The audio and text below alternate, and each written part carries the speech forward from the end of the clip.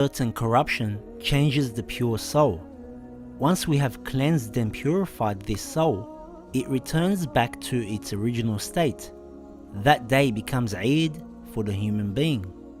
Thus, Eid al-Fitr is a return to the original purity after the period of fasting and worship during Ramadan. Eid is a day of victory and celebration, as we have succeeded in subduing our desires and purified ourselves. Imam Ali alayhi salam says, "Every day that you do not commit a sin is a day of Eid for you." In Eid al-Adha, we learn the true meaning of sacrifice and worship through the story of Prophet Ibrahim alayhi salam. Salat al-Eid of al-Fitr and Eid al-Adha is wajib during the presence of the Holy Imam alayhi salam. However, in our time when the Imam is in occultation, the prayer is mustahab and can be performed on one's own or in jama'ah. The time for the prayer is from sunrise to the time of Dhuhr prayers on the day of Eid. On the day of Eid al-Fitr, it is recommended after sunrise that you eat something and pay your zakat al-Fitr first and then perform the prayer. On Eid al-Adha, it is recommended to perform the prayer after sunrise. It is also recommended to perform the ritual ghusl and recite certain du'as before the prayer. It is also recommended to pray in an open field. However, in Mecca, it is recommended to pray in Masjid al-Haram.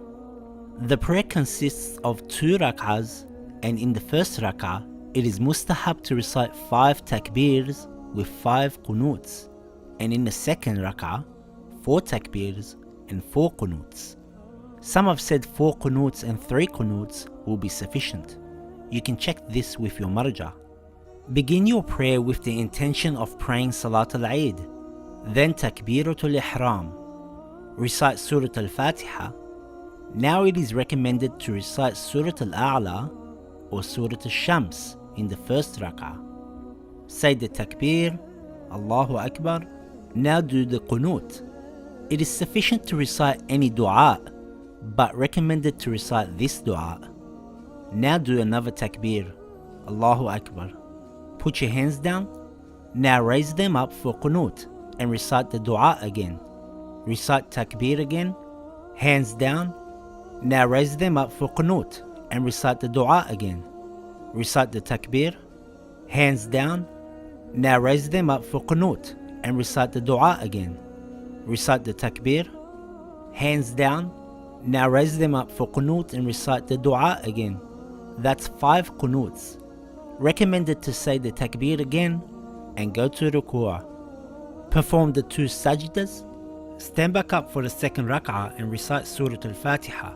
If you recited Surah al-Shams in the first rak'ah, you recite Surah al-Ghashiyah in the second. If you recited Surah al-A'la in the first, you recite Surah al-Shams in the second. Now do the same as the first rak'ah by doing Takbir, Qunut and reciting the dua, but with only 4 Qunuts this time instead of 5. Do your Ruku' and the 2 sajdas and finish the prayer with Tashahhud and Taslim. If the prayer was performed in Jama'ah, based on obligatory precaution, 2 sermons must be given after